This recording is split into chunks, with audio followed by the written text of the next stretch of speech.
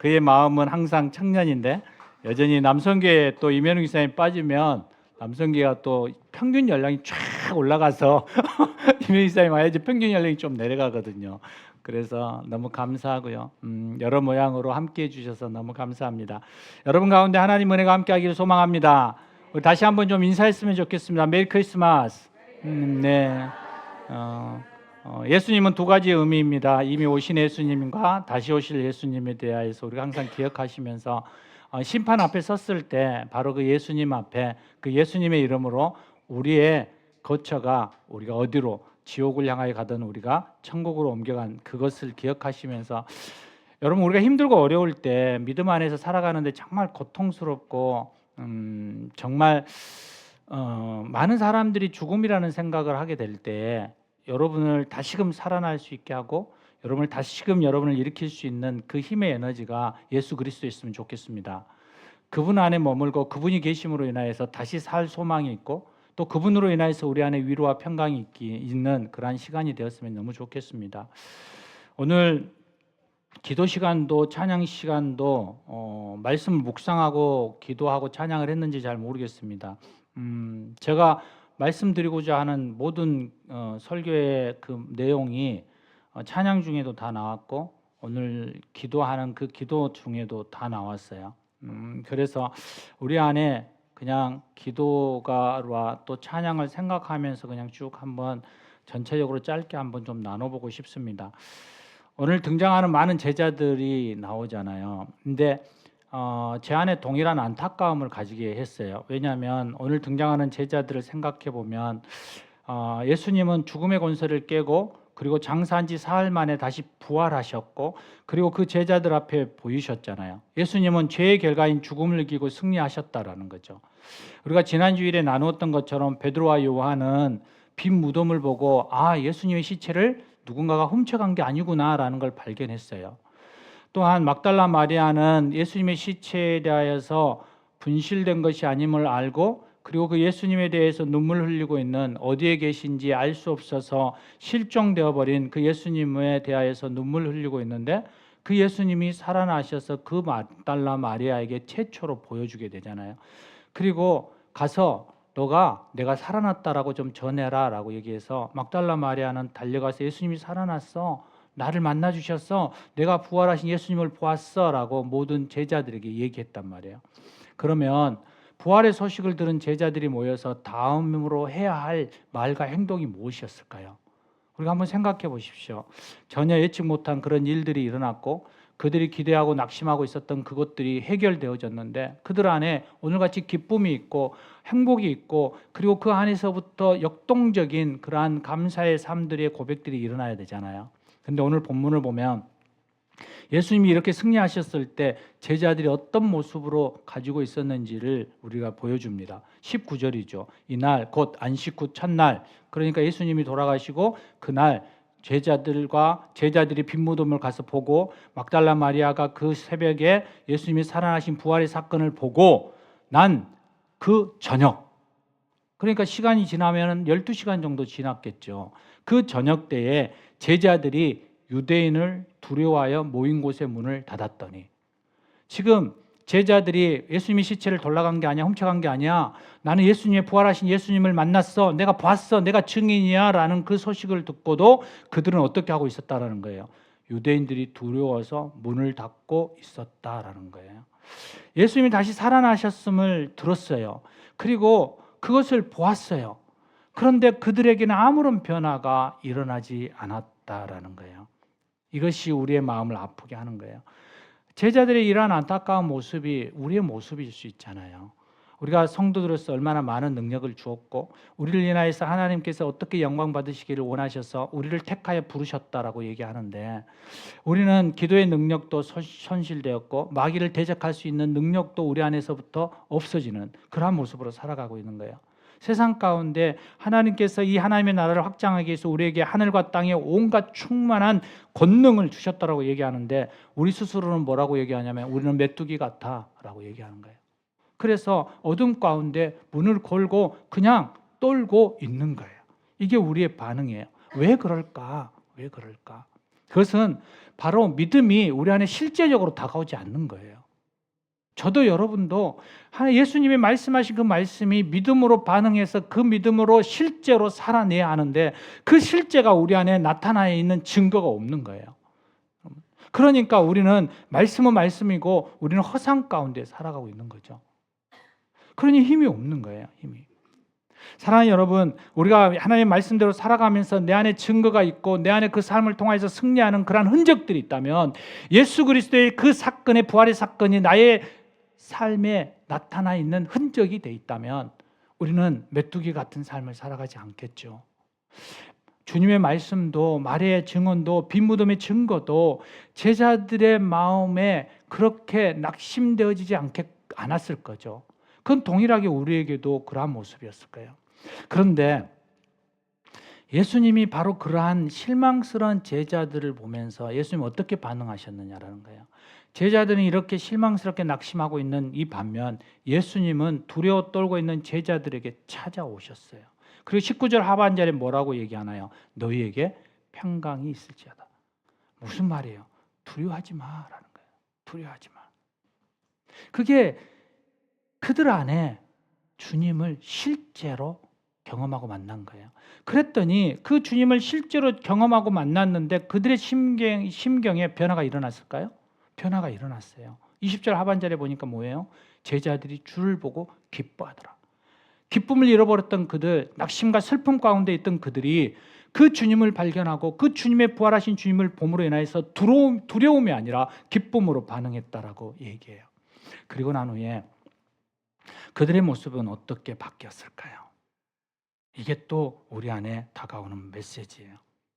여러분, 예배란 무엇일까요? 예배란 하나님의 살아계신 그 예수님을 만나는 시간이죠. 그리고 그 예수님을 통하여서 우리는 기쁨으로 반응하며 예배를 드렸어요. 그리고 난 후에 이게 예배의 본질이죠. 예배를 드리고 난 후에 교회당 문을 나가서 여러분의 삶 가운데 갔을 때 어떻나요? 이게 중요한 거죠. 여러분, 우리의 삶 가운데 말씀과 그리고 그 가운데 예수님의 살아계심이 우리의 삶 가운데 그게 드러나고 경험되어지고 고백되어지느냐라는 거예요. 오늘 주님께서 그들에게 다가오셨잖아요. 그리고 주님께서 그들에게 다시 찾아오시는 장면이 있어요. 그런데 주님이 다시 찾아온 그 사건 가운데 그 중간에 뭐라고 얘기하고 있나요? 그들이 여전히 문을 닫고 있는 거예요. 주님을 만났는데, 살아계신 그 예수님을 만났는데 그들은 여전히 안식 후 첫날 그 저녁처럼 문을 닫고 있어요. 기쁨이 있었겠죠. 주님이 살아나셨대. 그런데 그들 안에 두려움은 사라지지 않은 거예요. 사랑하는 여러분, 이게 우리의 삶의 현장인 거예요. 우리 안에 주님이 살아나셨어요. 그리고 주님이 나와 함께 하셔요. 그리고 그 주님이 나를 도와주실 거라고 믿어요. 그런데 여전히 우리는 두려움 속에 있어요.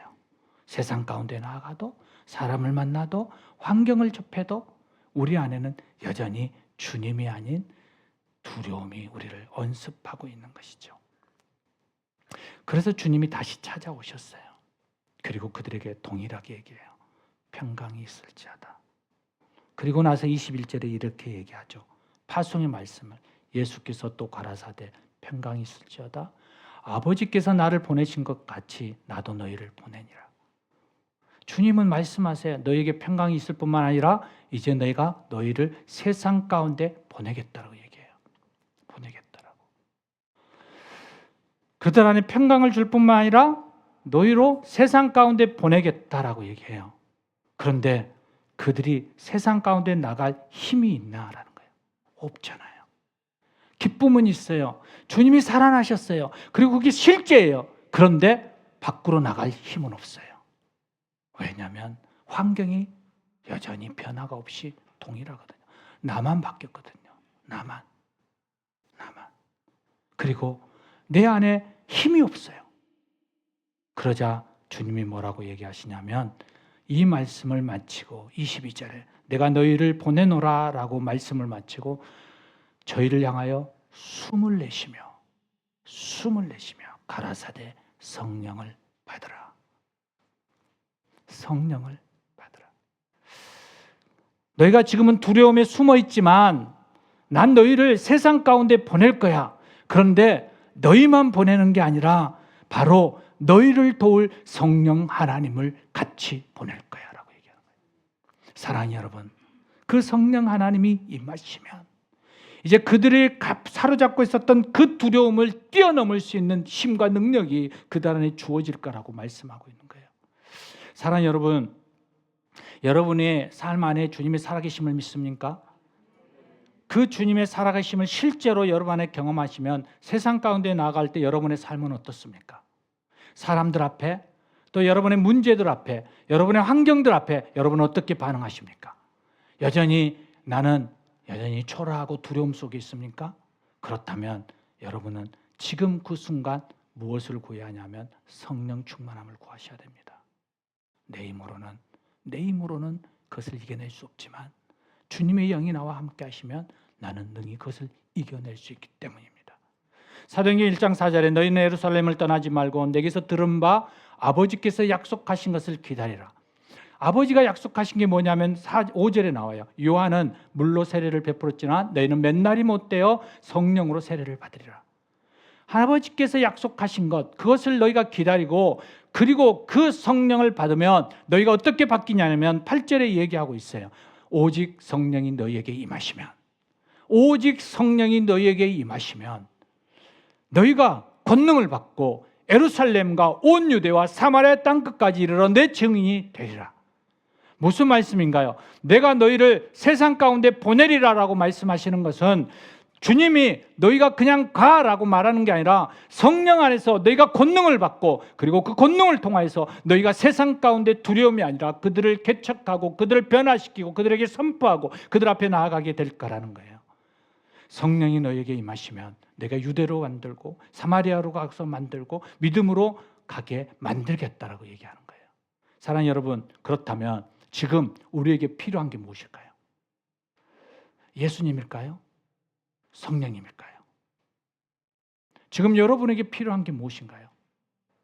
여러분 안에 예수님은 너무 많이 갇혀 있잖아요. 내 안에 예수님이 있어. 나는 예수로 인해 구원받았어. 나는 하나님의 나라의 자녀야.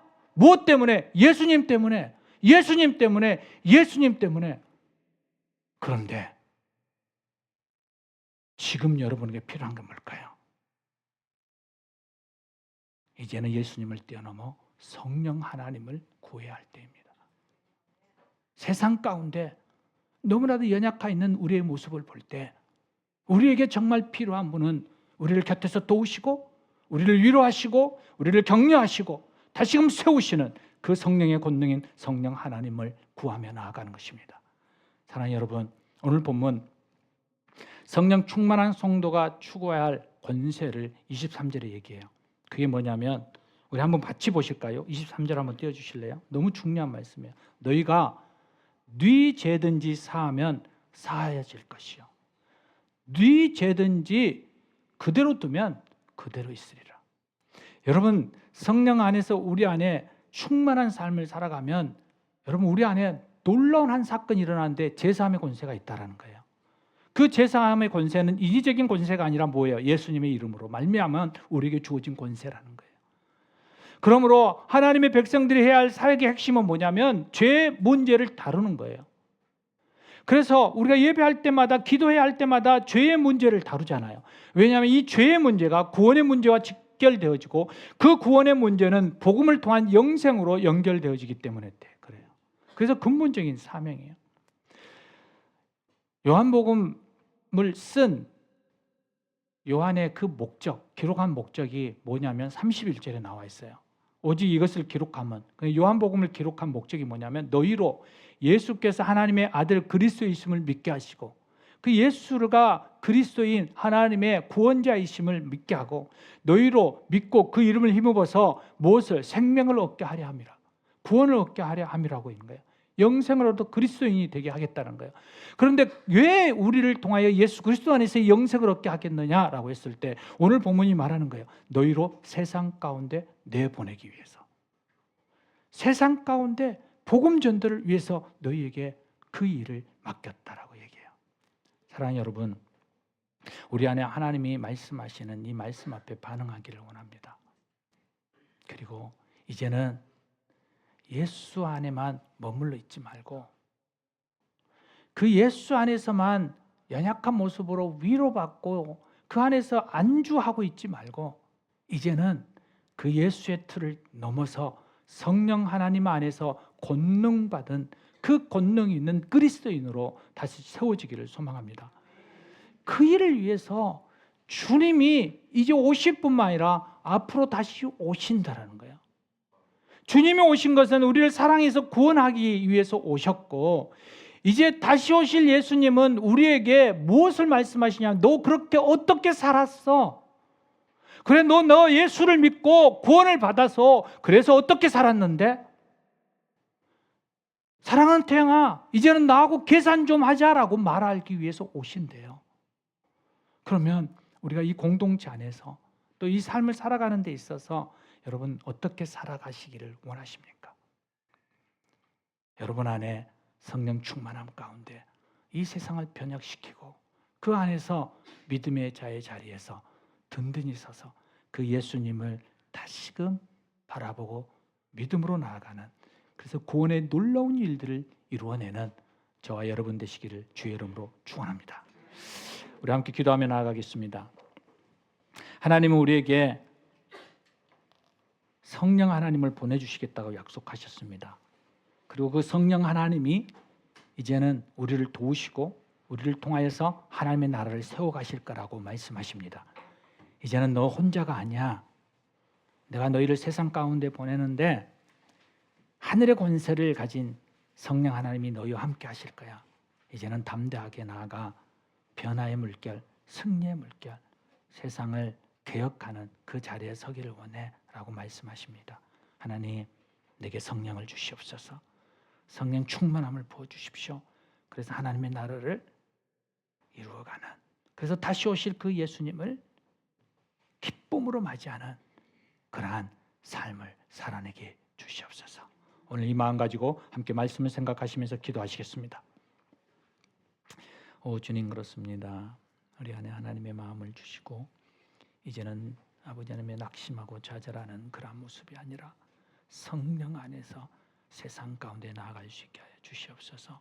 아버지 하나님의 사도들이 성령의 충만함을 받고 아버지 하나님 그들이 길에 나아가 모든 이들에게 예수를 선포하고 예수를 드러내고 예수 믿는 자의 삶으로 나아갔듯이 하나님 나에게도 그 예수가 전부이듯이 이젠 성령 안에서 그 예수 그리스도를 드러내고 나타내며 또한 그로 인한 영생의 생명을 구원하는 놀라운 일에 동참케 하여 주시옵소서. 주님 감사합니다. 주님 감사합니다. 하나님 그렇습니다. 우리 안에 성령의 충만함이 있기를 소망합니다. 우리가 예수 안에만 너무 안주했습니다. 우리 스스로 예수 안에서 너무 안일한 모습으로 살았습니다. 나만 구원받으면 되지, 나만 예수 믿으면 되지, 나만 평안하면 되지, 나만 잘 되면 되지, 나만 천국 가면 되지. 세상 가운데 나갈 생각을 하지 않았습니다. 세상이 너무 두렵고 사람들의 반응이 너무 내 안에 어려움으로 다가오기 때문입니다. 주님, 너무 부족하기에, 너무 연약하기에 간절히 성령의 도우심을 구합니다. 성령 하나님, 오늘 이 교회 안에 각 성도들 위에 각 사람 위에 임하여 주셔서 불과 같이 바람과 같이 역사하셔서 하나님 이제는 주님의 권세 있는 자로 성령의 사람으로 살아내게 하여 주시옵소서. 우리 주 예수 그리스도 이름으로 기도드립니다. 아멘. 아멘.